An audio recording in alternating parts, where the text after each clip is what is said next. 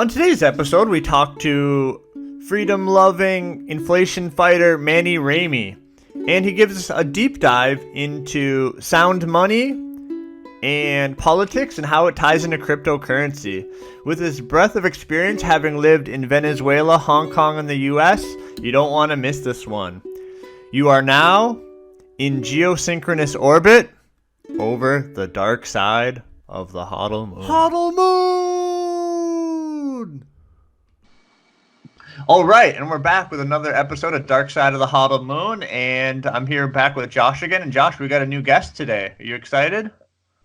I am indeed very excited because this guy has got a really interesting background. You've introduced me to him, and now let's introduce him to the world. So, without further ado, let's introduce Manny. Yeah, Manny Reimi. Would you Hi like to guys. introduce yourself? Give us a Sure. brief intro. Sure, no problem. So my name's Manny. I come from Venezuela. I'm living in Hong Kong right now.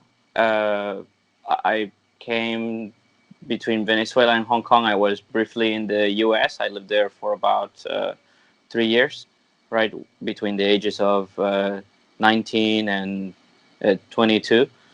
And well, I think it's been an interesting time for me to be when I was in Venezuela, when I was in the US.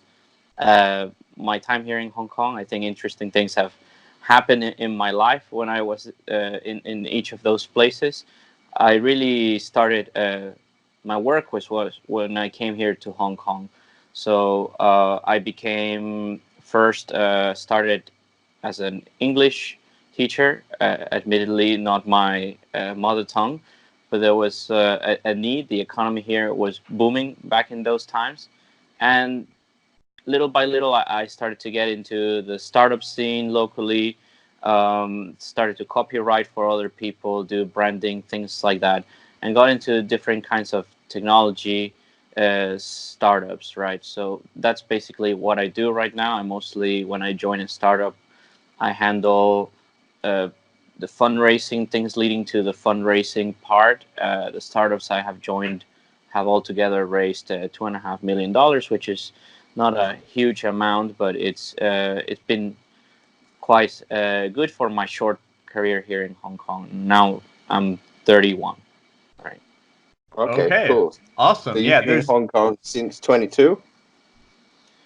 No, well, I came here in 2011, right? So between the time I left to the US, I returned briefly to Venezuela, which was also interesting in the sense that I was there as they were trying to launch some kind of street movement to see if they could topple the regime that they have then.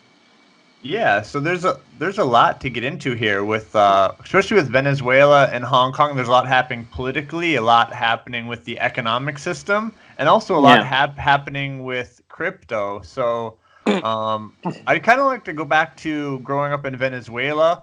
Can you talk about how it was when you were maybe younger, elementary school, and if it changed a lot in middle school and high school, why you decided to leave? Was it because of Maduro and the president before him, or what led you to go to the U.S.? Sure. So, well, most people may not be extremely familiar with this, but Venezuela is quite close to the United States, at least from our popular imagination growing up in Venezuela. You have most of the population, I'd say 3/4 of the Venezuelan population, lives in the coast of the Caribbean Sea. And whenever you have a major population center, there'd be an airport, and you can reach Miami or the south of Florida in about 3.5 hours, right? So when I was a child growing up, my parents were lawyers, both of them, mom and dad. And so I had a normal, what you could call normal middle class, perhaps upper middle class life. I was sent to a private school, and in general, I was living in a country that whose main business was and still is the export of crude oil.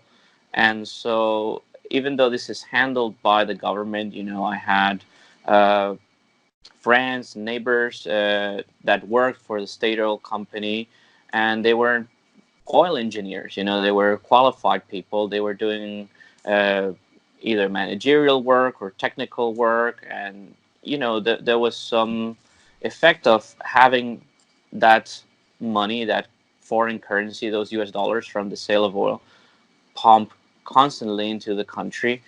And there were all sorts of industries, light industries, say my own father, even though he was a lawyer, in fact, his family business was the light manufacture of textiles, right? So they manufactured socks for gentlemen, and you could have your own versions, your own Venezuelan versions of, say, Macy's or Nordstrom and these kinds of chains by local business people, right?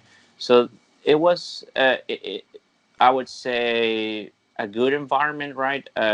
I couldn't in particular notice any difference between my lifestyle and, say that of Miami, right? So it took me maybe until I was 10 or 11 uh, to figure out. My father told me that we're actually not American, because that's what I thought that we were growing up. That no, we were from a different country called Venezuela. I just thought we were traveling to a different city in the same country, right? Just going to Disney World or something like that. So to me, I learned English in school, right? In the private school I was going, they were had a keen focus on being bilingual, and I just couldn't tell the difference, right? There's cars, there's airport, there's highways, there's all these things working properly, right? The stores look similar, things are Yeah. looking quite similar. So as a child, you didn't even notice the difference between Venezuela and, say, Miami. No, no, of course, I guess, growing up, you start to realize there's actually a difference. But as a young child, no, to me, Miami was the place you landed before you got to Disney in Orlando, right? So that's Just a that. place where you spoke a little bit more English and a little less Spanish, but not much. Perhaps not that much, yeah. All right, so I've got a feeling now there was a turning point, though. So this seems like a happy story so far, but I think there's Correct. something obvious around the corner. So what's happening? What happens next? So basically, I remember quite fondly that I used to really enjoy. I still more or less enjoy, but different kinds. But I used to really enjoy video games back then. To me, Nintendo was all the rage, right? So as a young kid, I would try to save some of, say, my lunch money or my allowance to see if I could buy, a video game once, and then, every 3 months or 4 months it'd be a big release, and I try to buy one. So what I do is go to the bank myself and exchange, say, about 100 of the Venezuelan currency units to get $1, right? And you know, I wasn't even 10 or 11 when this started to get complicated, right? Like I couldn't even at some point go to the bank. They closed the counter that was doing the exchange. So, I that's when I say more or less I went to my parents, and they told me, look, this is a new government policy. We have a new government. They just come in, and they don't want people to have access to US dollars. And I just couldn't understand why, as a child. Why couldn't you, do whatever you wanted with it? Did you need dollars to buy the video games? Did they not accept the Venezuelan currency, or? No, that wasn't a problem. I was just saving because I knew I'd go. We traveled probably once a year around Thanksgiving or Christmas Okay, like to the spending US. money when you're on vacation. Okay. Yeah. So you know that's when more or less the climate started changing politically. I was about to go into secondary school. Was in those, I don't know, Harry Potter years where you're like 10, 11, and your life is changing. You being told you're now a wizard or whatever, right? So I was finding out I'm not a wizard, but I am from Venezuela, so my life is going to be very different than I thought it would be, right? and that's because we elected a socialist government, right? So back in those days, we actually didn't know we had elected a socialist government because that candidate, his name is Hugo Chavez, right, who became president in 1998 the first time, and changed the constitution in 1999. He was portraying himself as an anti-establishment type of guy. Basically, the establishment is corrupt. Both the right-wing party and the left-wing party are corrupt. They're essentially a uni-party, and there's the deep state and everything, right? They're all very corrupt. So I'm just a populist. I'm just riding the populist sentiment and coming to power. And, I'm not opposed to the market or whatever.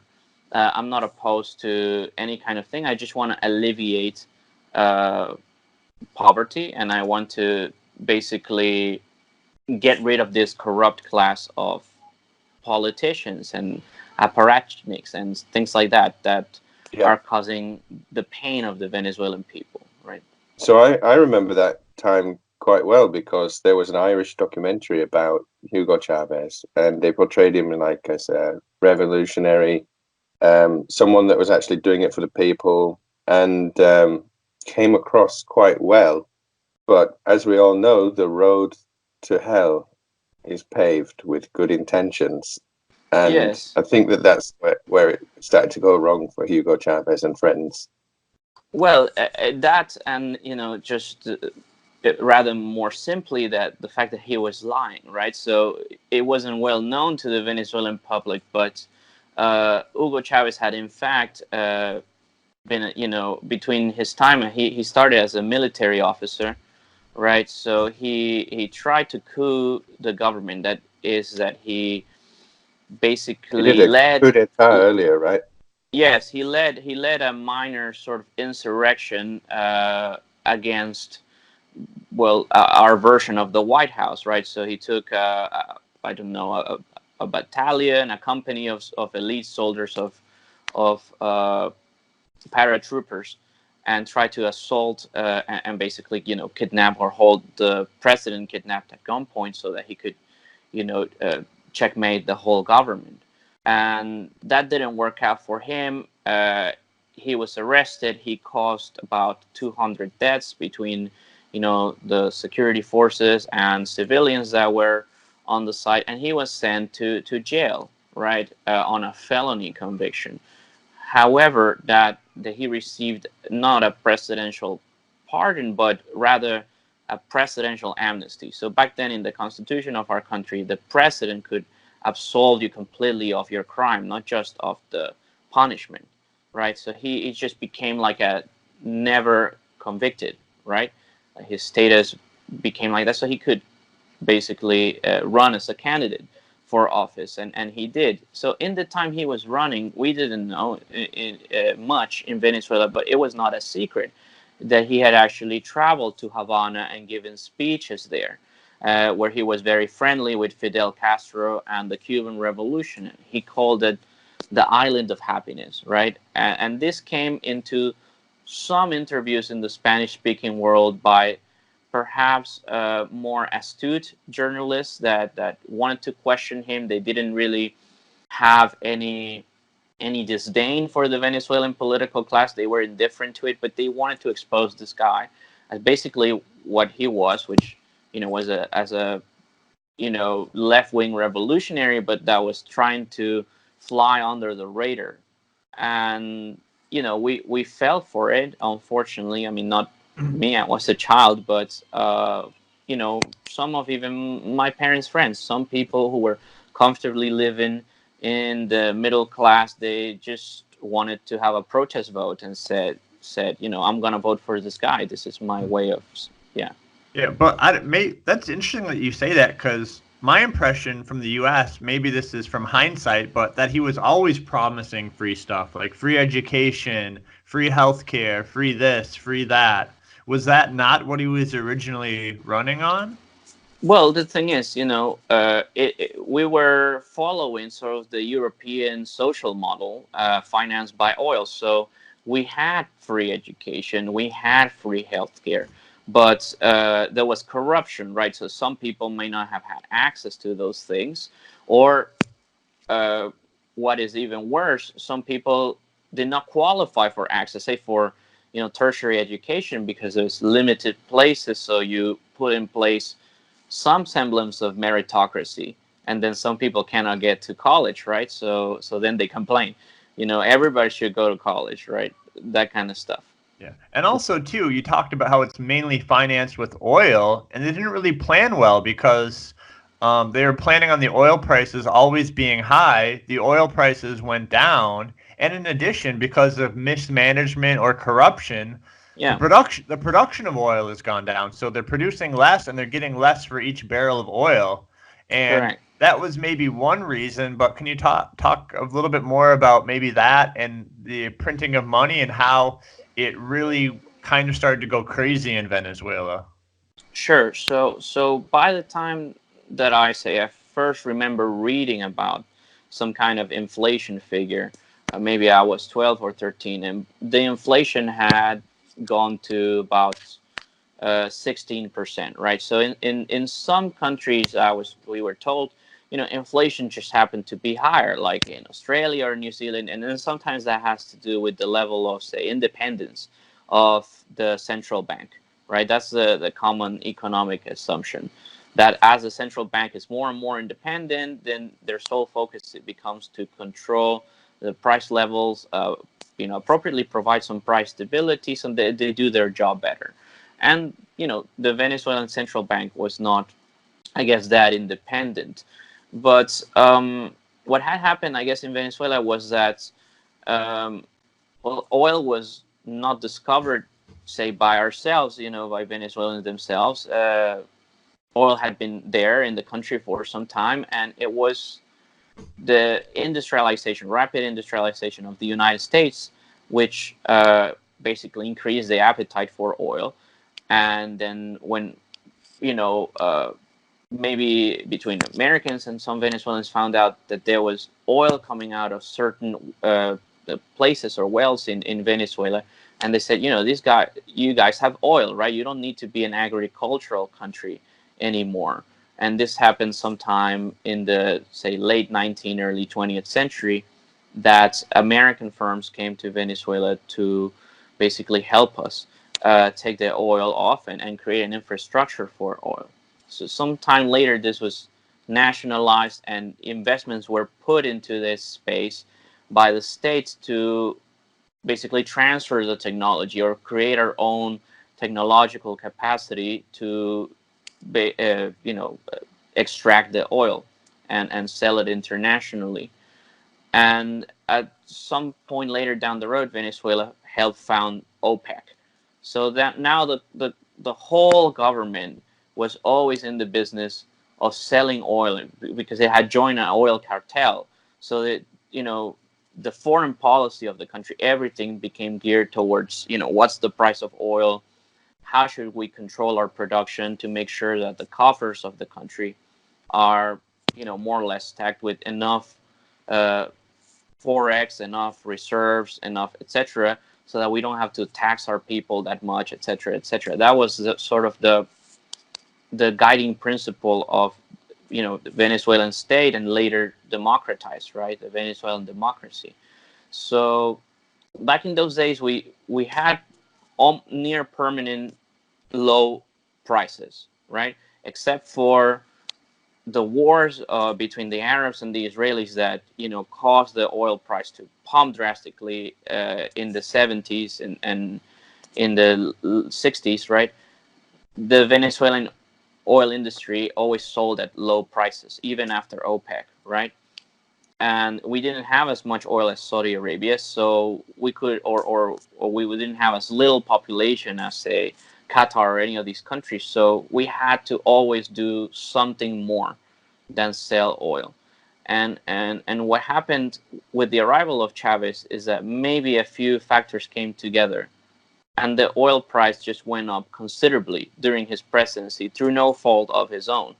And all of a sudden, you have this new populist government that has essentially said, we are we are not socialist and we want to diversify the economy and do all these things, and they are receiving 4 or 5 times the revenues that the Venezuelan government has become accustomed. And now they're saying, well, actually, this is the way forward, is socialism. Let's just reveal it to you, and the government can start financing all of these programs, right? Which, they weren't well audited or whatever. They became essentially vote buying programs and hooked the people on this money that was, as you said before, you suggested, of a temporary nature. Even if it was a stretch of 5 or 6 years, eventually the price would come down again, which it did, because the buyers of oil around the world, like the US, they don't like high prices, right? Yeah.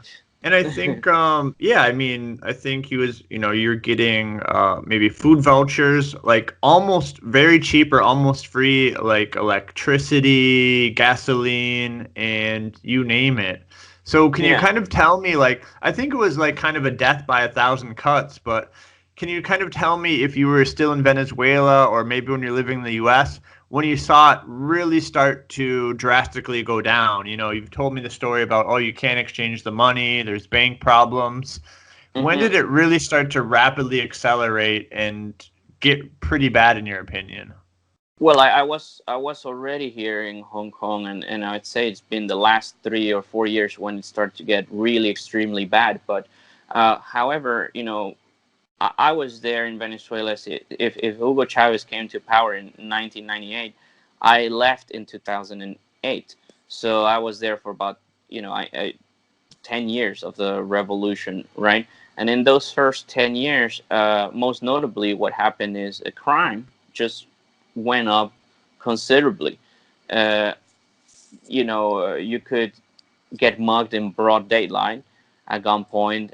They changed the gun laws of the country. So I remember my uncle, he liked to carry, and my dad, he liked to carry as well. They had to leave their guns at home because it became illegal to have your gun in public. Even if you had a permit to carry, it was just canceled one day by statute. So that became a problem because the criminals, they really didn't care about canceling the permit if they ever had a permit or whatever, and they would mug you in broad daylight if you lived in a nice neighborhood. As say, maybe there was a blind spot in your neighborhood's roads or whatever, and they would wait you there, and you go there, and there'd be a gang of strange men, and they would mug you, right? And because the police couldn't handle it, they started to kind of express mug people. They just try to mug you in as short time as they could, and if you resisted, they might shoot you just to make an example of you, to terrorize people so that they could continue with this kind of gang violence, right, unrepressed. So that was something that drove me to leave the country. But I mentioned, as a child, I changed 100 Venezuelan currency units to get $1.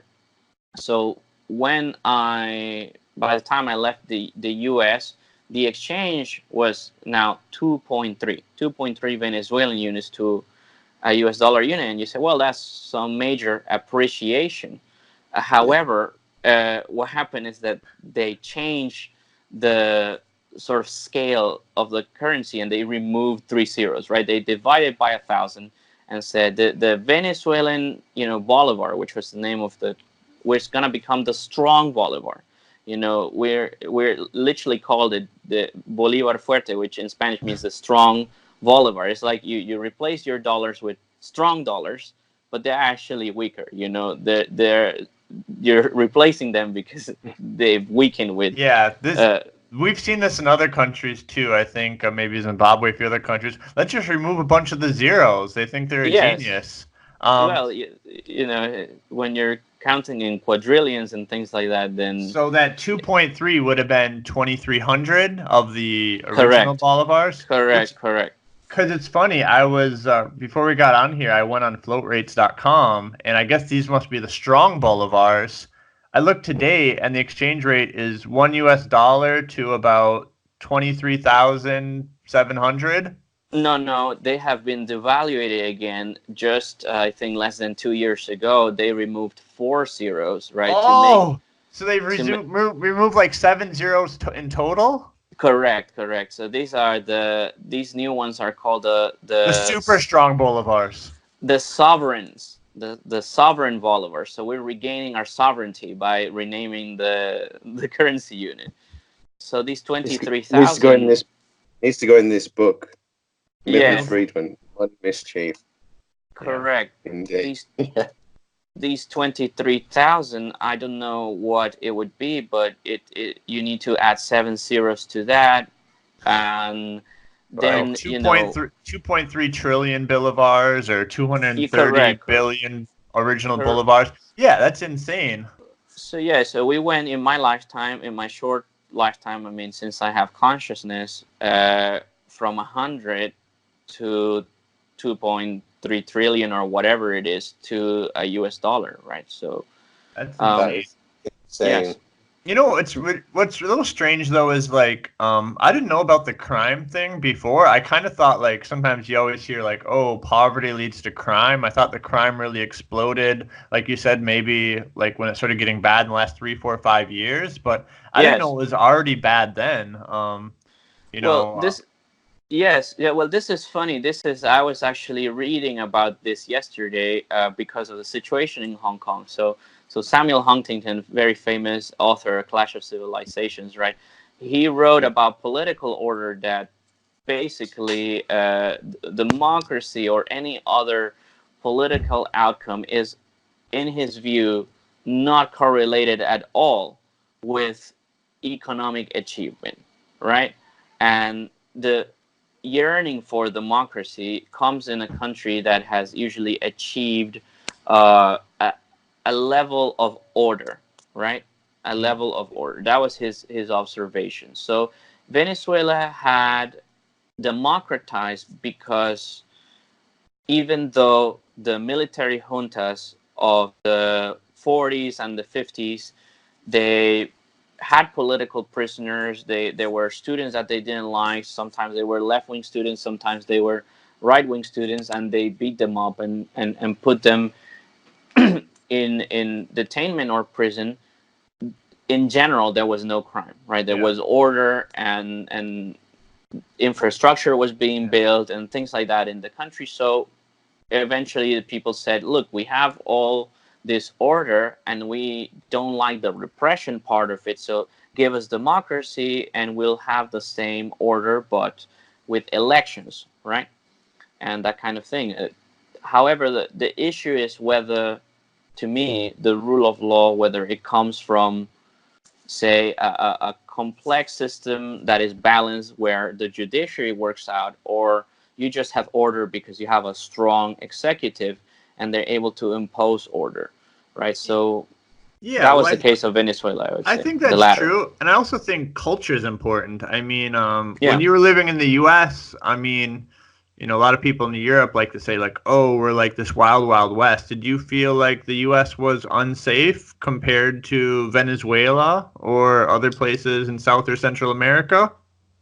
No, not that I traveled actually much around Latin America, but to me, I never really felt unsafe in the U.S. I mean, more than Venezuela. Growing up in Venezuela, you have obviously expectations of you should take care of yourself at night, don't walk around the wrong neighborhood, that sort of stuff. But I never suffered personally an incident of crime or petty crime even in my time in the United States. Yeah, well, it's funny because I used to live in Korea where Josh still lives, and I thought Korea was very safe, but it didn't, honestly, to me, it didn't feel much safer than where I'm originally from. But Mm. other people in Western countries where they don't have guns, they thought like, oh wow, like people from South Africa, like wow, I can leave my door open, I can walk out at night and everything's okay. I'm like, that was me in the U.S. and everyone has guns, so I think it has to do a lot about with being able to protect yourself, the culture, along with the socio-economic situation, the political structure. It kind of all ties in together. Correct. I mean, obviously, I think when people start to experience crime, right, then they say, well, these guys came and they were, 5 of them, and they mugged me. So that perhaps is a much less scary story, that this guy came and held me at gunpoint to mug me, right? But the commonality is that you're experiencing crime, and probably you're experiencing crime is because there's impunity, right? There's impunity. If everybody that commit a crime, whether with a gun or with a knife or with their buddies, right, from the gang, faced certain or near certain conviction, then there would not be that much crime. Yeah. That's And true. That's true. and you kind of told me a couple stories in private messages. Maybe you could share one here about. Sure. Just give me an example of how crazy the inflation has been in the last few years, like how the prices change over the week or even maybe over a couple days. How it's not just 16% now; it's the inflation rate's astronomical. So right now, essentially, the what my parents tell me is that most people have given up, and they're now using the U.S. currency, right? Even though it's illegal, it's not authorized, because it had become so much of a headache, right? You had something that you want, something that you need, perhaps cooking oil, for example, you need in your house, and it's been 3 or 4 days since you haven't seen it at the store, and then you hear that there's been a shipment, so people go there, and the store itself is rationing it so that it doesn't have like a kind of mob violence outside or some kind of altercation. So they want to create the semblance of order. So the store says, you can come and you can buy one bottle of cooking oil, a small bottle. Everybody can do that today until supplies run out. And they would have to recalculate the price from the last time they had it.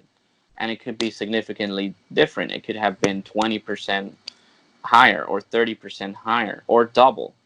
And so that became the everyday reality of people in Venezuela sometime around last year, so that most of this year, 2019, they have been using hardback, greenback, just US dollars, the Benjamins.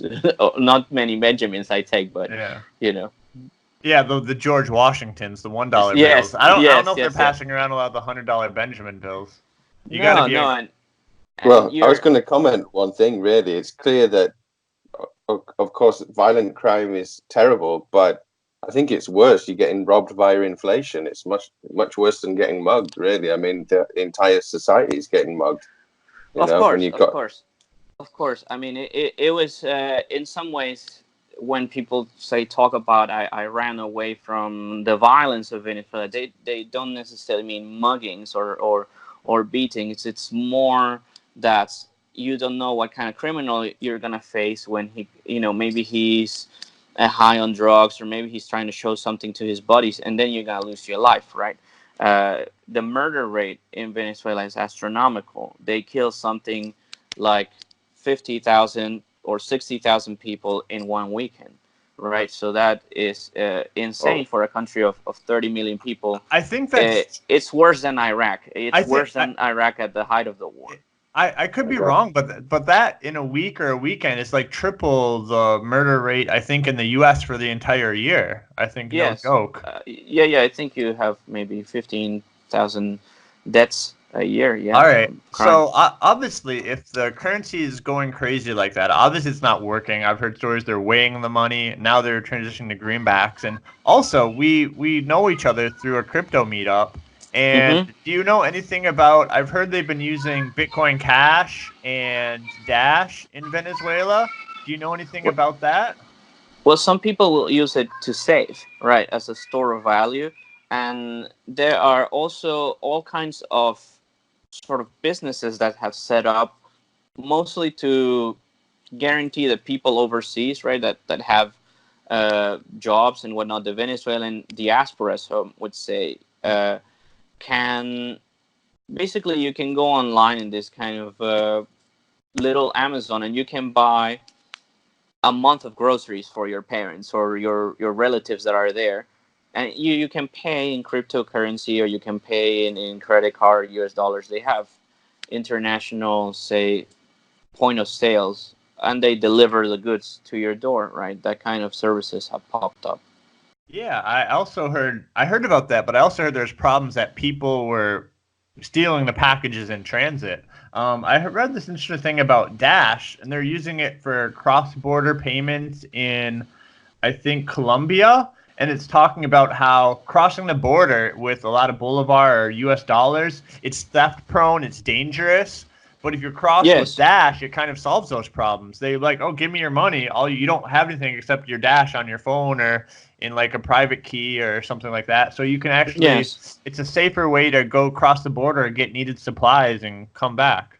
Yes, for sure, for sure. I think the young generation in particular, they are keen on all the advantages of using technology for whether it's payments or protecting their savings or just transiting across borders, as you said. Yeah. Yeah, and I read another story on Bitcoin.com where a Venezuela pharmacy chain is accepting Bitcoin Cash, Dash, DAI, BTC through Mm. point of sale. And we know in Venezuela, people need medicine. And that's another use case where it's maybe solving a problem or a need in the Venezuelan economy. Yeah, I mean, you have to recognize that maybe because you guys haven't used the paper US dollar in a long time for in a like 100% of the economy has to run on that there are significant problems. Say in Venezuela, because those US dollars would have to be settled by some kind of aggregator that takes them to Miami and whatnot, some kind of market maker. People are very they're not very keen on accepting bills that are a little soiled or just a little crumply or whatever. So the bills that are in transit in Venezuela, they're very high quality, freshly printed US dollar bills, and so it's a problem when they become soiled or crumpled, which happens all the time, right? So What's the issue with accepting a bill that's still slightly crumpled?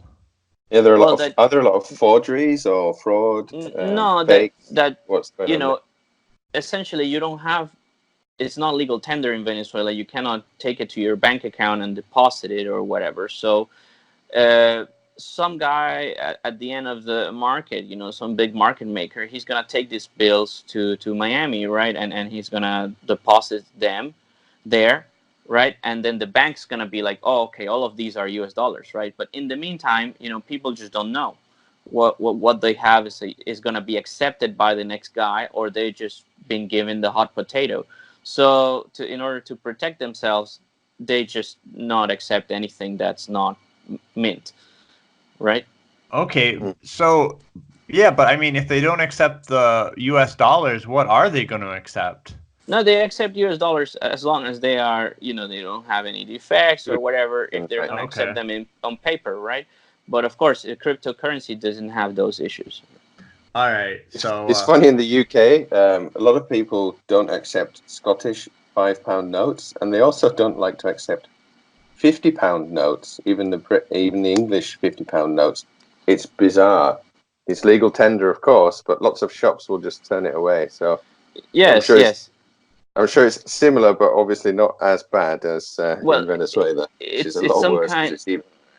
Yeah, people develop these phobias. Here in Hong Kong, there was for a time the $1,000 note was suffering from significant counterfeiting, and the monetary authority just recommended that it not be accepted. And even though they fixed this and they've now issued a new series and all of these things, people still don't want to accept $1,000 notes. Just in case they don't know how to tell them apart from a forgery, and they'll be the ones that cannot take it to the bank, and that kind of thing. yeah, you know what you can't forge?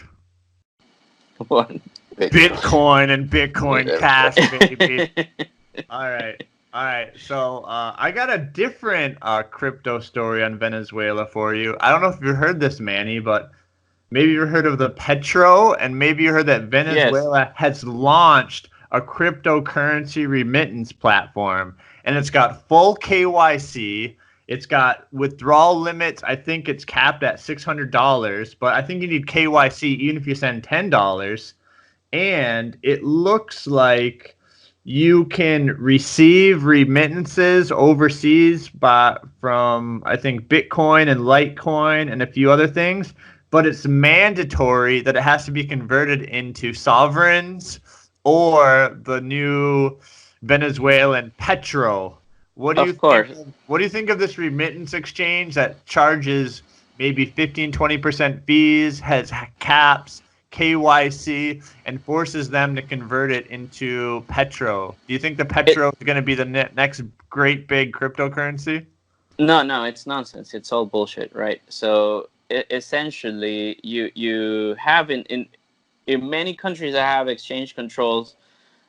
I think that it's so easy for them to create a fake economy, right? So basically, there's the real economy in exchange rates, and there's the economy for people that have only access to whatever's legal tender in that country, right? And usually those people will be basically the first ones to get cheated, the ones that don't have any access to market rates, say reserve currencies, right? So say in mainland China, right, you could have the RMB, you're trading all your life in RMB, but you cannot take it out of the country, right? So you don't know if everybody in China was able to take all of their RMB out at the same time, would they be able to settle it in US dollars at the actual exchange rate? That's doubtful, right? That's doubtful given the sort of the difference in money supply that there is. So there is an element of control, say in Venezuela, for the government to print their own currency. It's not just a matter of national pride or whatever. They can pay themselves on the local currency, and they themselves change it that very second to US dollars, and then they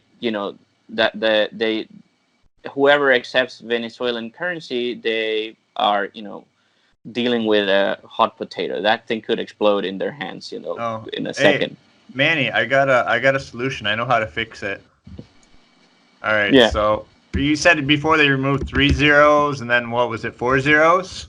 Yes. My solution for late 2019, they got to remove 10 zeros. They just got to step it up.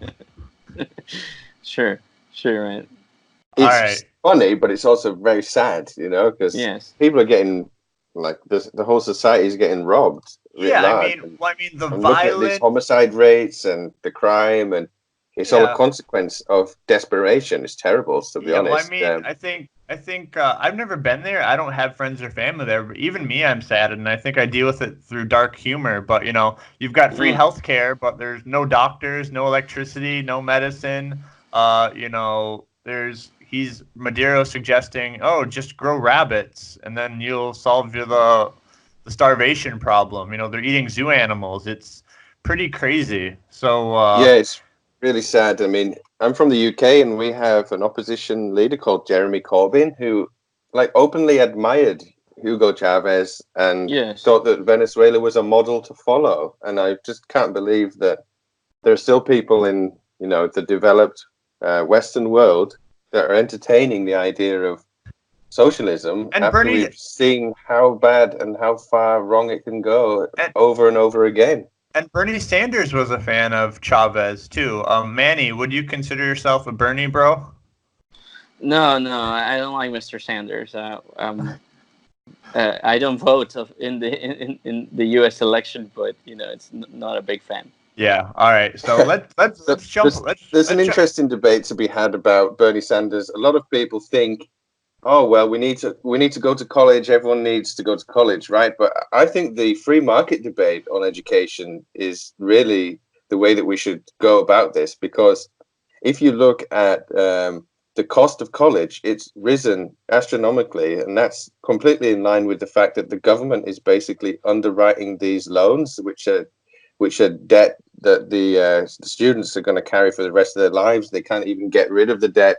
Even if they go bankrupt, it doesn't count.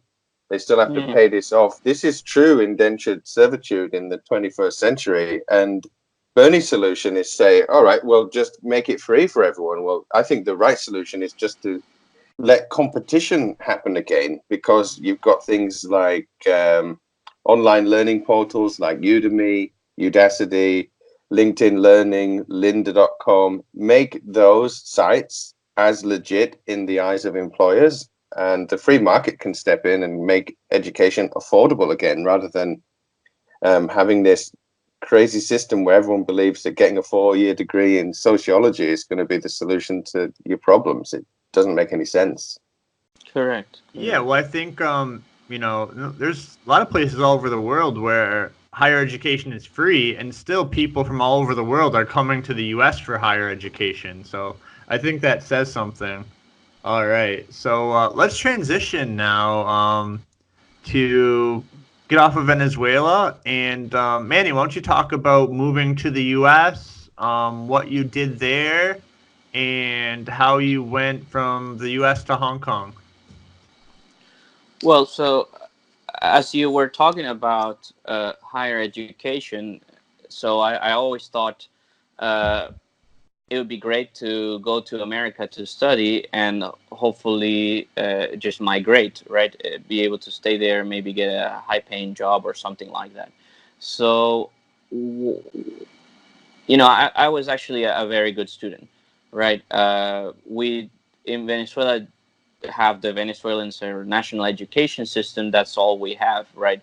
We don't have a international baccalaureate or any of these things, or it's not accepted that, say, either the private schools or the public schools have another curriculum other than the Venezuelan national curriculum. So unfortunately, right, the grades I had in school are not, say, comparable outside of Venezuela. But I myself participated in international chemistry Olympiads, which every country in the world sends a delegation to. I won a bronze medal at the chemistry Olympiads for Spain and Portugal and Latin America. So I thought, all of these qualifications prep me for, say, a good career. So originally, I, didn't have money, say, or my parents, their savings had eroded in some way because they had put them in property, in local property, and that had tanked instead of, say, keeping them in US dollars or something like that. And so they said, well, we don't have enough cash to send you overseas. So I studied medicine locally in the Harvard of Venezuela, right? So I was studying medicine there for about 2 years when uh, these just kind of fights with the National Guard, these protests that were, constantly fighting basically a repression machine of the state on the street near every other month or whatever started happening, so that class would get interrupted. And I said, I think, if I combine this with the fact that perhaps I chose medicine out of something other than, say, the vocation to be a doctor, I should consider making this my move. So what I found out is that there's a very good system of, say, community colleges and things like that in places like California. Maybe it's some legacy thing from when California was, say, the middle class state of the U.S., right?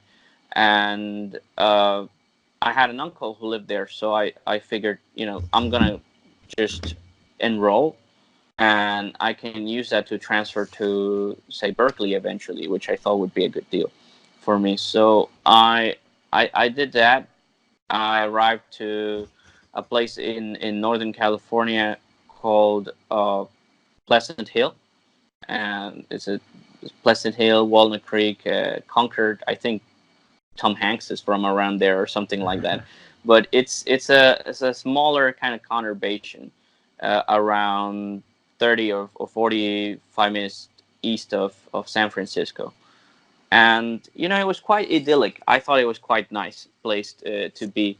Uh, so that was like my reason to arrive in the States, right? To try to pursue a course of higher education, right? Yeah, and what made you decide Yeah, then what made to? you leave? Really, that's the surprising part. Correct. So Seems like it was the right move at the time, and then yes, you were so in the it's, right course. You did, you were at this college with the path to Berkeley, and then you said yes. you did like 3 years, and then went back to Venezuela. So what happened?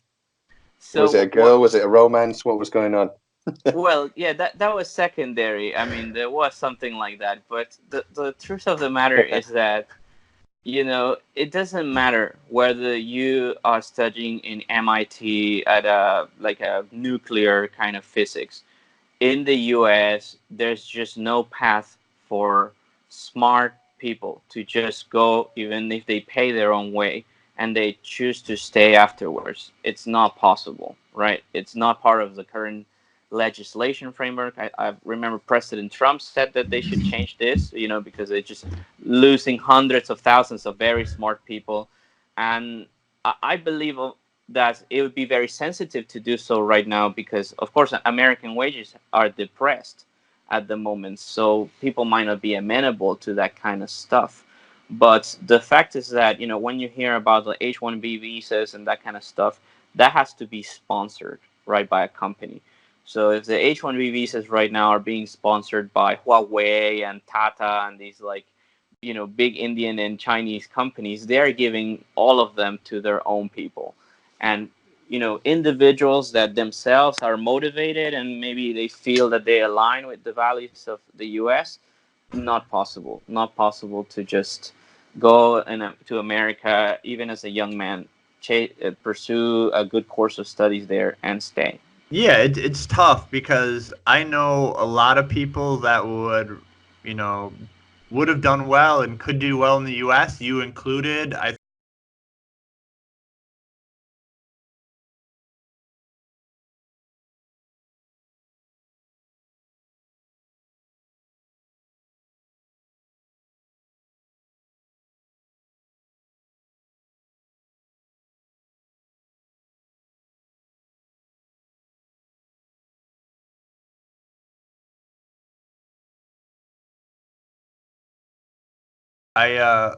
think Manny, it's sad that you couldn't stay, and I actually know a lot of other people like you that would be a good fit in the U.S. My friend who moved to Minnesota, where I'm from, when she was 13, and fluent in English and hard worker. She graduated college. She was going to get deported back to the Netherlands, and she spent most of her teenage years and adult life here. And she actually got married and was married for quite a while. And that's the way she ended up staying here. And my other friend Steph, she was Korean. She moved here when she was 13, went to a boarding school, went to university here and grad school here. And yeah, if she didn't get any sponsorship, she moved back to Korea. So Yeah.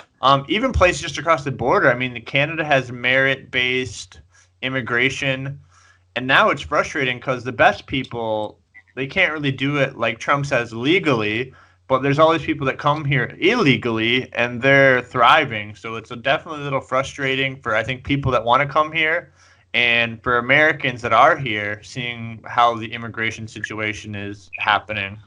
Yeah, and honestly, I don't personally think that they're thriving on their own. I remember, well, basically, I mentioned there was the girl, and at some point, this girl, she had some trouble with her family, and she was considering her options, and I accompanied her to see, this is a local American girl, to see if she could, receive some kind of assistance, food stamps or whatever. She was just going through a bad time.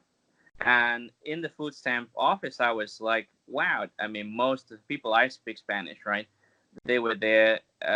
They were just there with a baby, like, and they were just speaking in Spanish the whole time, and it just seemed they were asking for food stamps through the baby and asking for all kinds of welfare through the newborn baby, which I just assumed, which is born a, a few weeks ago. So it had, we were in Northern California. I'm assuming he wasn't, just arrived from somewhere in say Mexico or Central America, right? So that's thing that I think takes on the finances. I heard something recently that something like 20% of the budget of the state of California goes to financing services for people that are illegally in California, right? They have violated the laws. I never violated any immigration law. I came here with a student visa. I went to my interview at the embassy in Caracas. The FBI checked me, whatever, sent my fingerprints, all of these things, right? Placed a bond, right? My family placed a bond to make sure I had enough money that I could be returned. All of these things that are in the law, but the point is that, say, student visas, even for high quality research institutions, are not a path to residency in the US. They are in some countries. Here in Hong Kong, if you graduate from one of the 8 top schools, I mean, this place has 7 million people, so it's significantly smaller than the US. But if you graduate from any of the 8 top schools, as long as you graduate with a full degree, right, and or a postgraduate course, then you can sponsor yourself. I mean, you can stay and say, let me. I don't need sponsorship. That's one way. Or the other is, you just start a business and you sponsor yourself. So you can do one of those two things, but you still gotta make it. That's the thing. There's no welfare. That's a concession the government makes, but you don't get a free house. You don't get a few free months of electricity. You got to, throughout this time, make sure you have a manner in which you can pay your way in this very expensive city. Yeah, I mean, I know rent's not cheap there, and we talked earlier in a private conversation and about immigration and U.S. immigration, and I think I mentioned before the welfare state, 60 to 70% of immigrants to the U.S. self-deported because they couldn't make it or they didn't like it, but that simply doesn't happen anymore. Correct. And I mean, I think I mentioned to you that it's a story on my family. That I have family from Italy, that one of my extended relatives had actually, they had gone to New York, and one of my great aunts was born in New York. She's an American citizen. She just lives in Italy because that happened as a child, and she had to go back. Her parents said, "Let's go back. We had enough." And they just went back to Italy, and then there was obviously the Italian economic miracle, and they said, well, it's actually nice, we can stay here. Yeah, I'm curious. So obviously it wasn't working in the U.S. So what was the process to move to Hong Kong and gain residency there, the ability to work there, get a job there? Because I think as an American, I always think like, oh, South Korea, Japan, Singapore, Macau, Hong Kong, all these places are really hard for an American to move to and work in. But what was your experience and how did that work out for you? Correct. So basically, I finished my course of studies in the U.S. in the community college level. I got an associate's degree in economics, right? And then I moved to go to university, right? So I applied to Berkeley, as I mentioned before, and to other schools in the University of California. And I was accepted, right, to continue my course of economics at Davis, UC Davis, in near Sacramento in Davis, right, California. So, however, you face a steep tuition hike, and back then, I had some relatives helping me pay for things, and they decided to withdraw their support. So, okay, that was mainly the reason for me not to continue to my studies, right? So I went back to my family with the associate's degree and said, well, maybe I should find a way to continue my studies here. I mean, this, say, American experiment did not work out for me. And, it wasn't easy to see the change in my country in just 3 years, right? So I felt that this idea that some people have in some countries that are tumultuous, say like South Africa, and they say, well, let me just wait a little bit to, like, I don't know, finish my studies or settle this personal matter or save a little bit more money before I consider, my options, getting out of this country.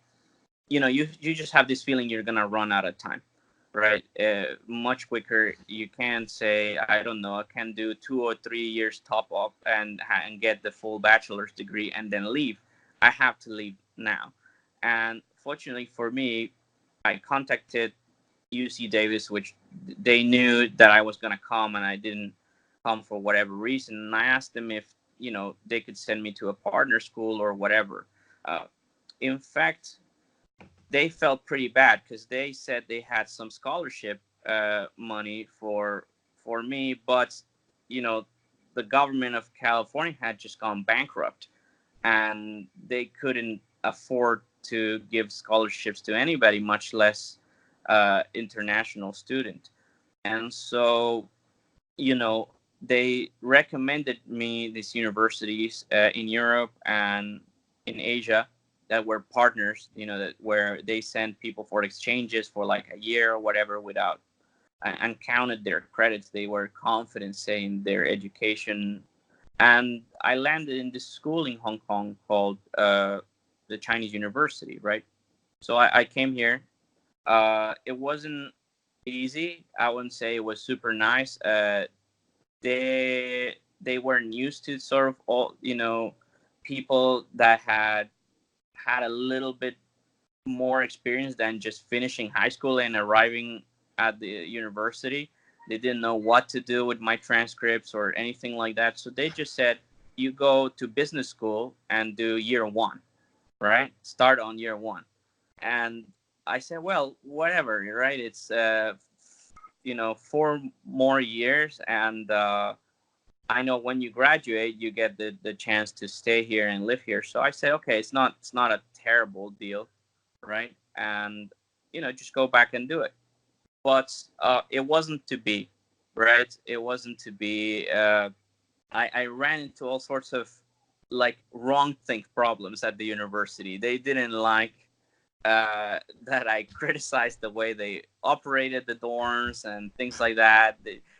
I was throwing too many parties. I mean, at the end of the day, you have to recognize I had already seen all of these subjects. So for me, it was boring.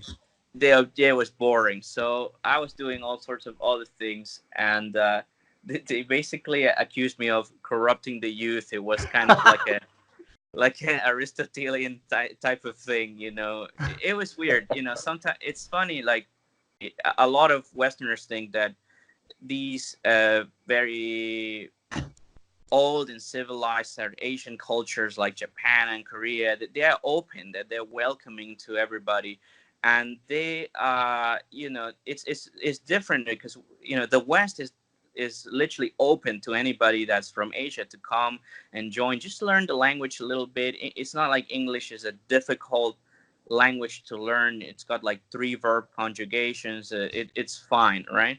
But you try to do that in Asia, it doesn't matter.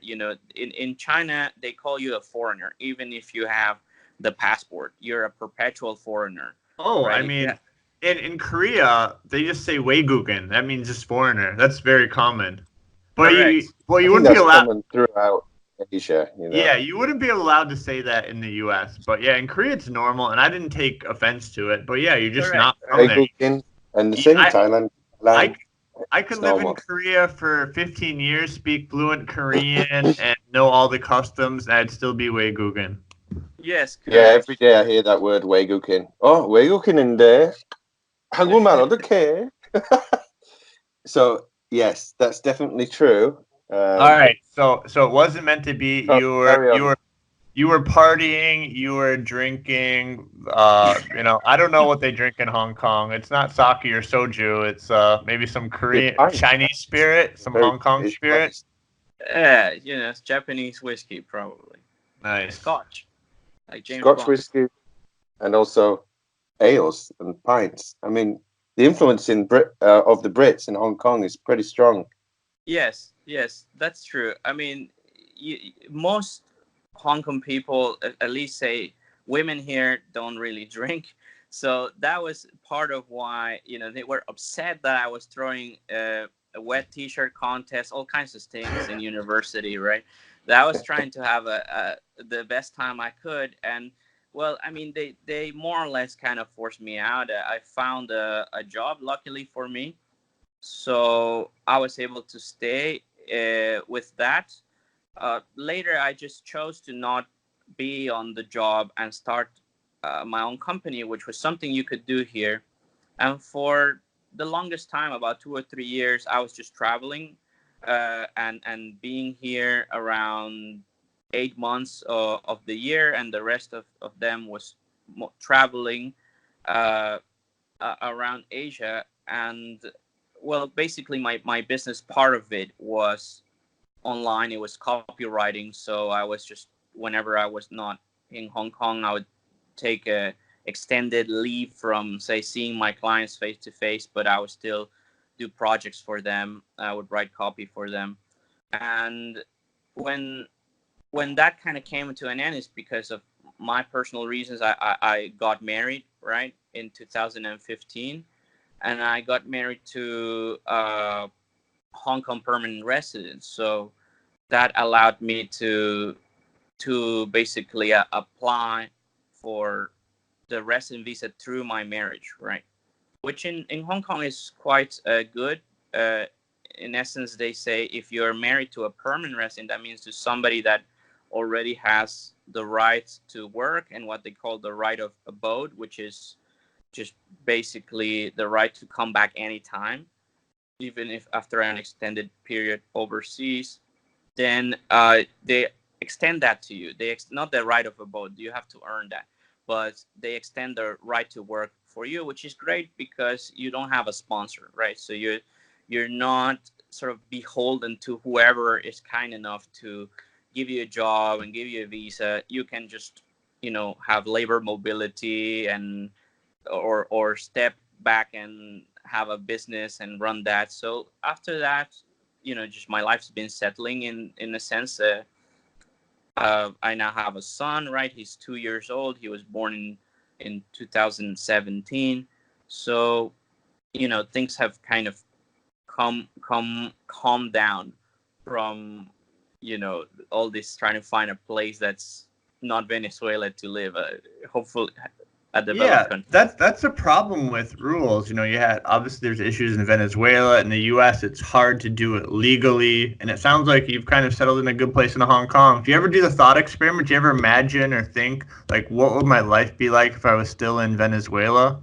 Yeah, sometimes I do this experiment, and I suspect for me, I don't know if this is too much, that I am breaking the rules of the game and putting some of the things I learned since my time in the States and Hong Kong back to this person that never left Venezuela. But I feel I would be some kind of, I'd just be in the mountains with some rifles and trying to like take over the government.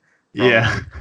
Yeah. You would be that, or you would have just left a little bit later. Or dead, either, because it's a very real possibility if you rebel, right? Hey, just be in the mountains with some rifles and listen to Madero and just grow some rabbits. You'll be okay. Don't worry. Yeah, no problem. All right, so let's transition to recently what's happening. I think with Venezuela, crazy things have been happening for so long. We've been desensitized to it, and things aren't quite as bad in Hong Kong, but things are starting to pick up steam. So let's talk about what really kicked off this latest protest, the extradition bill to China. And we've seen people getting beat by clubs, like these weird, mysterious gangs, and the police spraying people with dye to mark them, and tracking people on Telegram with the internet. Can you kind of do a little deep dive into what's happening with the protests and how Hong Kong is trying to maintain independence from mainland China? Correct. So basically, I think that's quite curious because I came here in 2011, and the feeling that I had was completely different than what it is today. Basically, there was no talk of what the government in Beijing wants or thinks. Uh, it seemed like we enjoyed full autonomy or near full autonomy. Of course, I'm a student of these things. I'm interested in these kind of things. So I had read that there had been sporadic episodes ever since the very beginning of the establishment of the Hong Kong Special Administrative Region, which is the name that this territory had after what some call the handover, yeah, from Britain to the People's Republic of China, what other people call, the resumption of sovereignty, like the Chinese nation is sovereign here, or it has this as place has always been Chinese. Is another way of thinking about it. But um, from the legal point of view, Hong Kong, British colony, is 100 years older than the People's Republic of China, right? So when Britain had a series of wars against China, China was then ruled by what we call it Qing Empire, and it was not modern, right? It was an autocracy by an emperor, the son of heaven. So essentially, fast forward 150 years, it gets hand over transferred back to China. And the funny thing here is that people have a Chinese passport that's a different color, but says Hong Kong, but it has a completely different visa policy towards the rest of the world. The Hong Kong passport is one of the best passports around that allows you, free travel to a lot of countries, and allows you the right of a boat here in Hong Kong, and also allows you to, say, choose to live in mainland China. However, in China, they have their own system of internal residency, the hukou system. So you cannot just go to a city and use their public hospitals, or have your children enroll in the public schools. They have migrant populations, big migrant populations of Chinese from other parts of the country in all their major cities, right? That don't have these rights, right, to really live and enjoy the full extent of social and public benefits there. So Hong Kongers have this deal with China where, as long as they don't have any say on foreign affairs or defense, they're allowed to rule Hong Kong by themselves, right? So in order to be part of the government or part of the political class here in Hong Kong, you have to have that black passport, that Hong Kong passport, which you can get only after, migrating here legally, uh, following a kind of similar regime to, say, the H-1B visa or something like that in the US, and staying with the residents for 7 years. So after you do that, if you are a Chinese citizen from the mainland, you can switch your hukou to basically Hong Kong and get the black passport, and you lose your privileges that you had, say, in Shanghai or Beijing or Guangzhou, or whatever that be the case. So what's happened, I'd say, is, basically that there was a change in the Chinese leadership in the year 2014, and the old president, say Hu Jintao, he came from a faction that had followed after Tiananmen massacre, right, in 1989 with Jiang Zemin and then Hu Jintao, which essentially these people were kind of mild reformers.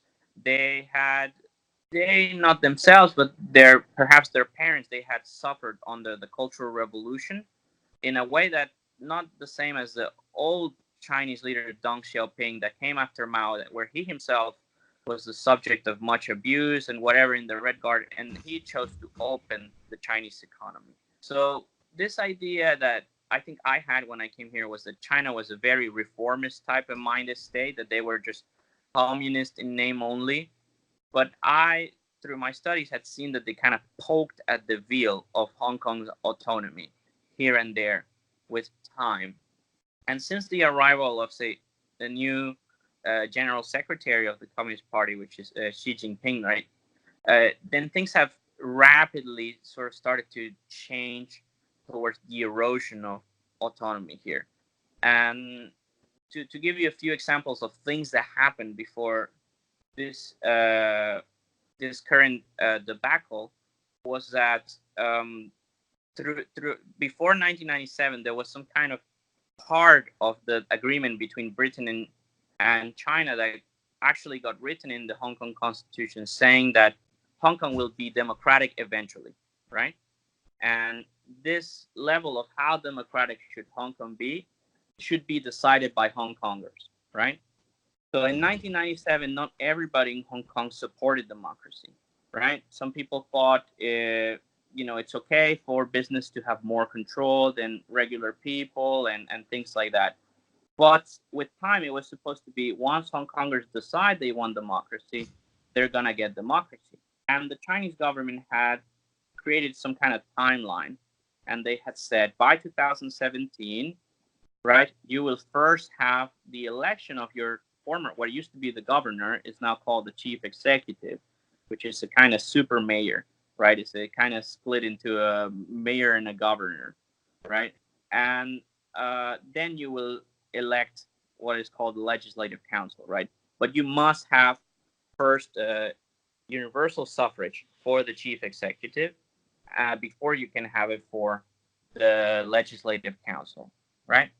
And it came 2014, and they released some kind of paper that said, okay, here are the rules by which the chief executive will be elected. So they said, right now, it's elected by a 1,200 member committee. They said, well, this committee, we're going to turn it into some nomination committee. So instead of choosing the chief executive for you, it will screen whatever nominees you have to see if they love Hong Kong and to love the country, means love China, right? So if these people love Hong Kong and love China, then they can be they can stand for election, and then the people will elect them, right? All the citizens of Hong Kong.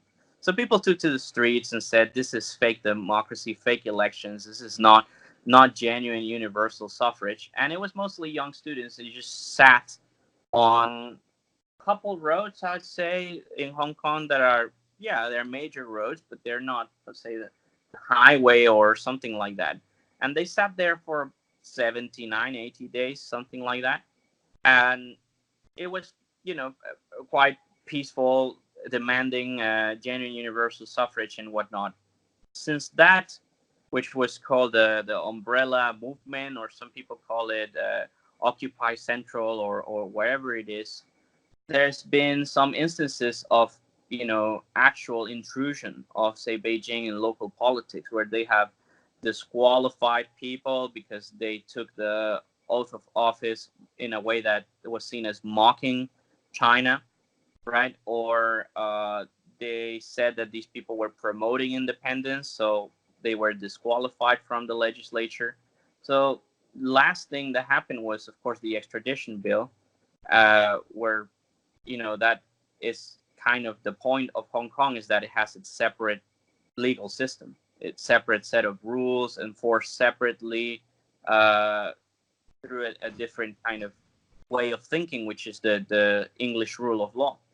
And, well, people were really, really concerned about this, and they took to the streets. But because they have been repressed so violently, now they have 5 demands, right? Only one of which is to withdraw the extradition bill, right? And the others have to do with basically setting up an independent commission to inquire on how the police has been responding to these events, as well as, give amnesty to the people that have been arrested. Some of them have been charged with rioting, which in Hong Kong comes from the colonial law books, right? So it's kind of archaic type of law that says that if somebody's in the street committing violence and you are nearby on the same assembly, you are riotously assembled. So you're part of the riot, and you will be punished likewise, even if you haven't done any criminal damage or whatever, right? So that can send you 10 years to jail in Hong Kong. People don't want, obviously, young people that had been, say, blocking some roads or doing some other acts of defiance to, go to jail for 10 years for that, particularly when they feel the government didn't have the moral mandate to try to attempt some kind of reform. And they're now also asking I have a question, Manny. Yeah. Sorry to interrupt. It's about this podcast, actually. Will you get potentially in any political trouble just for having this free speech out there on the internet? Well, I don't know. I don't know. I don't think that they might be like snooping on the English media to see what foreigners are saying. Like, luckily, it counts both ways, right? But they definitely, if you get a high enough profile, then you get in trouble. Like, we have some student leaders, some local Hong Kong people that cannot travel to China. They are stopped by the Hong Kong immigration and they're told that they're on a no-fly list to go to China. So it's like, you guys couldn't go to New York or to DC, right? They couldn't board a plane.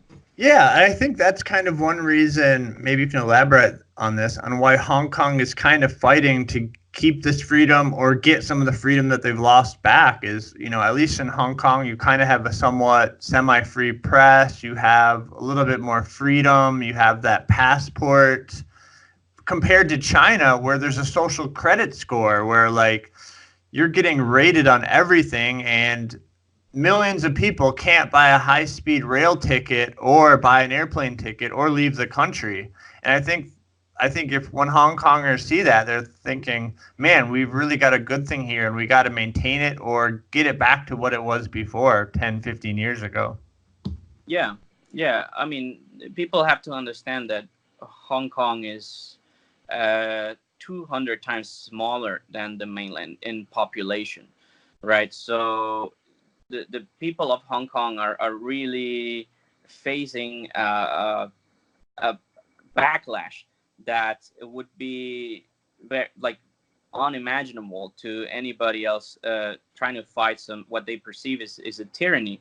Essentially, in the mainland, they are propagandizing to these other 1.4 billion people that basically Hong Kongers are seditious, that they don't love the country, that they are trying to have a separatist movement, and that they are basically engaging in terrorism and that kind of thing, just for being on the streets opposed to the local government. In fact, most protests and most anger in Hong Kong have been directed at the local government, because just 5 years ago, there was this feeling of full autonomy here.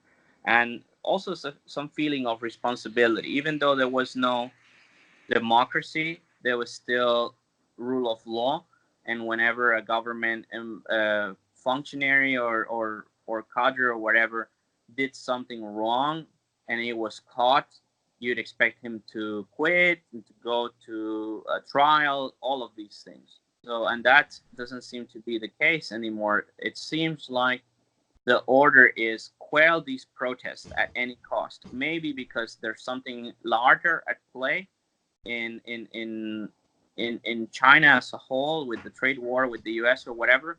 But the order from above is stop these protests, right? By whatever means necessary, even if you have to go against the law and the common practice of how Hong Kong has dealt with these events in the past. Yeah, well, I mean, China's not has a history of doing this. Tiananmen Square is just one example, and they didn't just run over one guy with a tank. They, from some reports, they murdered hundreds of thousands of people. They just torched them all and washed them down the drains with a fire hose. So it wasn't just one guy with the tank. So they've done this before. Let's talk about a couple ways people are fighting back. Not just the umbrella protests and the different protests, but using secret decrypted messaging apps, and also what this show is about, which is crypto. And prior to coming on, I was doing a little research today before we talked, and I was reading 3-4 weeks ago. The articles are like, wow, there's not really much demand in Hong Kong for Bitcoin and crypto. Most people still don't know what it is. And I was reading 2 weeks ago from articles from 2 weeks ago, oh, demand is increasing. And now like articles from this week, it's like, wow, demand is way up. And like I have an article printed out here, and in Korea there's a kimchi premium when things are going crazy, and Yeah. Bitcoin was trading at a premium of 160 on top of Hong Kong exchange Tidebit, and now there's a huge demand for maybe Bitcoin Cash, and Bitcoin. It's banned in China, but it's not banned in Hong Kong, and they've actually been getting donations too, and I think this was translated from Chinese. We've seen a flurry of donations today. Help us pay for freelancers, safety gear, overtime, insurance, and they're using cryptocurrency, and they're withdrawing hard cash from banks to circumvent this financial censorship. So maybe you can expand on that and maybe tell me what you know since you're actually in Hong Kong. Yeah. So, well, basically, in Hong Kong, this is an international financial center, right? They try to keep a lot of things regulated, just like in New York or in London. That's because that helps people that are already in the business to sort of jump in and keep the competition out, or whoever the new entrants, right? But the regulations have moved quite fast, so we have some kind of the amendments to the securities law that have allowed many crypto projects to be here. So we have crypto ATMs, we have all these kinds of things here in Hong Kong, and I just bought some Bitcoin last week through the local bitcoins.com thing that works very well. You can do it all on your phone in Hong Kong because you can do a local bank transfer from your phone through an app, like a bank like HSBC or Citibank would offer these apps, and the local system has, for small amounts of money, free transfers. So I think there's the part that you mentioned about what technology the protesters are using to communicate, right? And my understanding is they have mostly been using Telegram, right? No, actually, I heard it. I actually just heard an update that actually Telegram got hacked, and they were able to track it. So I have two stories to tell you about the chatting. So one way they're getting around it is, what the protesters were using to chat with? They were using Pokemon Go. Yes. And they were also using Tinder. Yes. To organize protests. Yes. But actually, I just printed out this new article from I think Decrypt, and they said that in the last few weeks, Bridgeify and FireChat, two peer-to-peer messaging apps, have really been blowing up, and it's a mesh network that uses mobile phones via Bluetooth. So this allows them to send messages from phone to phone until they reach their destinations. So it's kind of like cryptocurrency. It's something that's decentralized and can't be tracked or can't really be stopped. So I think that's pretty interesting. So yeah, I read about that too. I must say that, however, I'm not participating in the protest. First, because I'm a foreigner, right? And they already said that these protests are sponsored by the CIA and whatever. So I have lots of friends who are supportive, but they just cannot participate. And second, because this is a very high chance of violence and arrest going on, is the local young people facing these things mostly, and everybody else that the Hong Kong society is very cohesive, so they understand you have a child, you have a wife, you have all these things, you can help in some other way, help with your support. Some people are sending money, some people are giving them food or inviting them to meals at restaurants, or just giving donations for them to buy equipment, whether it is black shirts that they have to actually like throw on the streets after they finish the protest, because you can get stopped for just wearing black, right? And checked your bags and whatnot, or the stuff that really is necessary and requires a bit more money, like the gas masks and things like that. I think, here in Hong Kong, people have been afraid of, say, cryptocurrency in some way. It's, the volatility. The government has come out a few times and mentioned people that, investment carries risks and blah, blah, blah, blah. And, some people, if they have serious money, they've been putting it on property, right? It's still an Asian culture.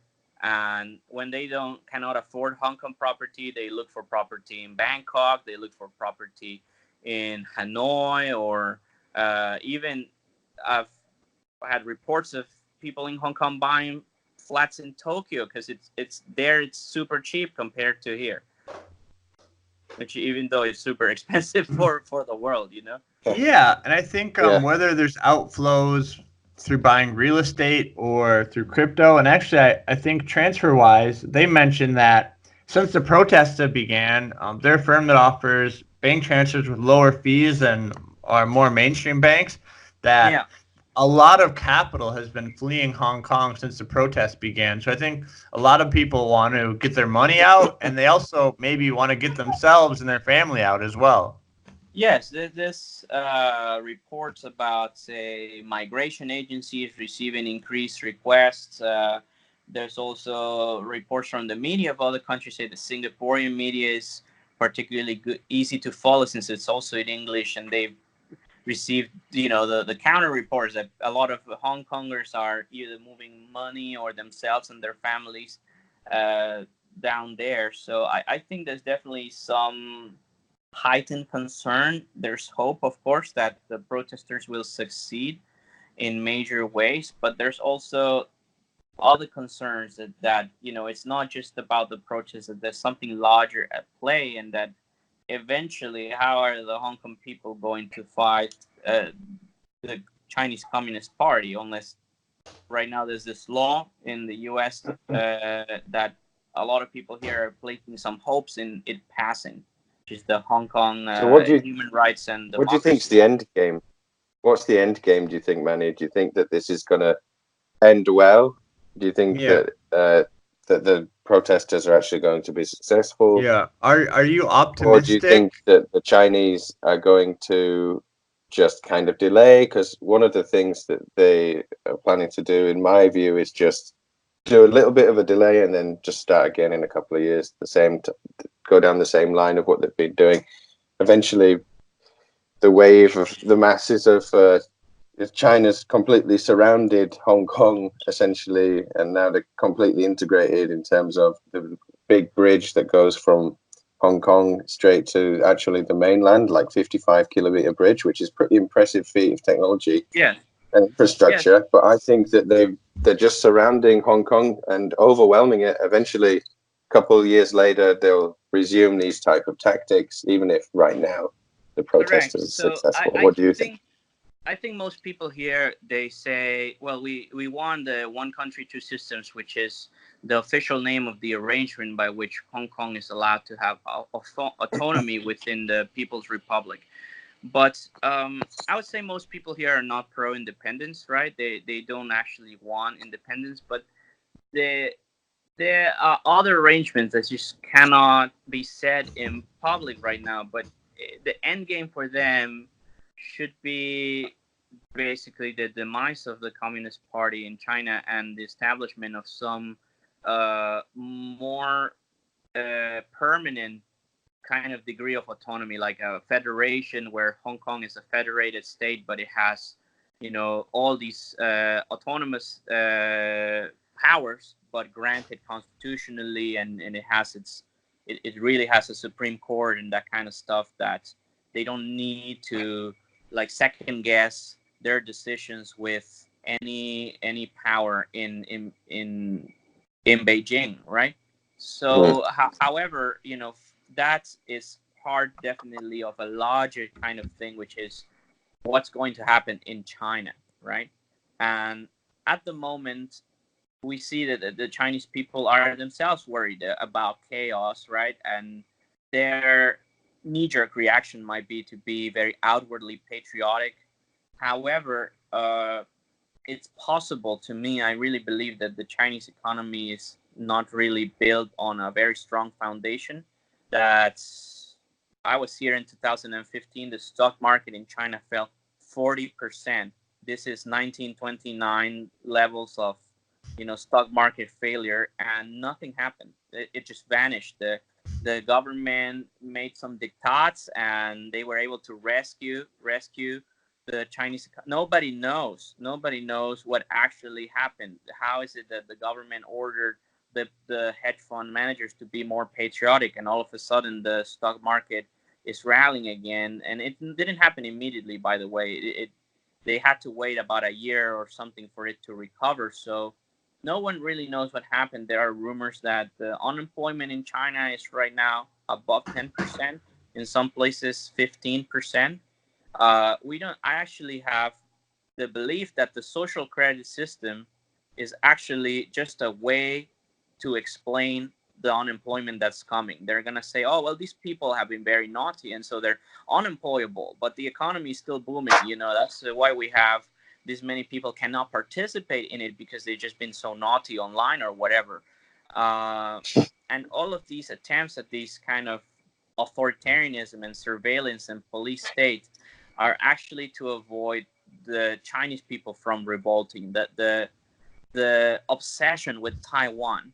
Yeah, I think that's a good point. And also too, if Hong Kong is thriving, the Chinese people are going to wonder, why is Hong Kong thriving and we're unemployed, or we're making such low wages? And yeah, I mean, they're going to want to take over Hong Kong. They've been trying to get Taiwan back. And it's interesting too, you mentioned this. Maybe a couple points I want you to maybe touch on is, why are the Hong Kong police acting, it seems like, the mainland Chinese police? And also, does Macau have any sort of special autonomy, or has that completely vanished already? Correct. So, well, I'd say to the first point, the Hong Kong police, right? So, the police here have a welfare fund, which is like their it's a fund that's statutorily established to provide for their education and whatever. And this fund has, for the past 3 or 4 years, been getting millions of dollars in donations from basically the Hong Kong members of the National People's Congress, right? So they create a group called Friends of Hong Kong, and they donate money to the cops in that way. And these welfare funds actually get distributed as cash handouts and that type of thing. So they have subverted the police organization because of poor oversight and poor laws in place when it comes to the police. And the police used to have this reverence in Hong Kong. The Hong Kong people really like the police because it's a very, very safe city. And however, there's been, people saying it for some time, that's just it's not the same as it was, perhaps never as good since 1997. So that's one of the situations I think that is causing the police to do it, to behave in the way they have. There's other rumors that there's actually mainland cops infiltrated, and that could be possible because the police decided not to display their numbers after the second or third protest. And what is happening in Macau is that Macau has only 400 or 500,000 people, to go to your second question. So their economy was never as good as Hong Kong. It was a bit chaotic. They had, mobs and stuff running some of the casinos. And in 1999, they transferred their sovereignty. The Communist Party came and kind of cleaned up their act a little. And since then, they have really legalized gambling. It's become, in some aspects, bigger than Vegas, right? Yeah. I was there, I think, before I met you in Hong Kong, and I had some fun times gambling. And even the low stakes were somewhat semi-high stakes, and it was fun. It was really funny being like the only non-Mandarin speakers in the casino, and they just gave us funny looks. Sure. We were playing like roulette or blackjack or whatever we were playing, but it was a lot of fun. And you go to Macau and you really don't hear that much Cantonese or Macanese or Portuguese. So they have also suffered from some population replacement. So a lot of people living in Macau right now, they are born in China after the Cultural Revolution. So they think slightly differently about these issues, right? Yeah, well, if the population changes, the mentality changes, and the culture changes. Um, yeah, well, I think that was pretty interesting. Interesting, maybe a little sad, a little depressing, but hopefully, there's a silver lining, whether that's you staying in Hong Kong or moving somewhere else. But I don't really have any other questions. I don't think Josh does. Do you want to leave us with any final comments or final thoughts? You want to promote yourself? I don't know if you want to promote any businesses or startups you're doing right now. Well, I'm just about to join a crypto startup. I think you might hear about it sometime soon. It's a Holdex called Holdex.io. You can check it out if you have a crypto project and you like some extra users or to connect with funding. That's essentially what the platform Holdex.io is for.